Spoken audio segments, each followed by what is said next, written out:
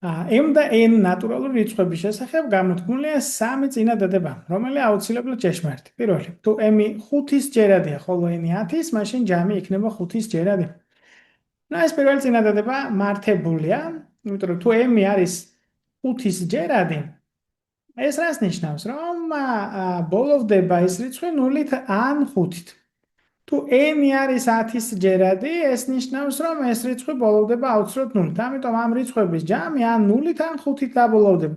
რაც იმას ნიშნავს, რომ 5-ზე უნარჩუნებლად გაიყოფა. მეორე, m-ი 5-ის, ხოლო n-ი 10-ის ჯერადია. მაშინ ჯამი 15-ის ჯერადი იქნება. რიცხვი რომ 15-ის ჯერადი იყოს, ერთდროულად 3-ზე და 5-ზე უნდა იყოფოდეს. 3-ზე გაყოფის ნიშანი კი აქ არ დგინდება, ამიტომ მეორე არ არის მართებული, ხო?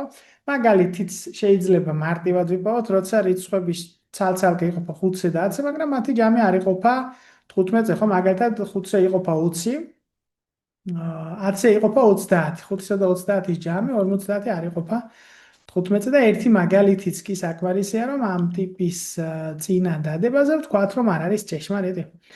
ხოლო თუ m 5-ის, ხოლო n 10-ის ჯერადია, მათი ჯამი 50-ის ჯერადი იქნება, ასევე არ არის მართებული. მაგალითად 15-ს რომ დავუმატოთ, იგივე 30, 45 არ არის 50-ის ჯერადი. შესაბამისად, სწორი პასუხი აქ გამოგვდის ჩვენ მხოლოდ პირველი, ანუ A პასუხი.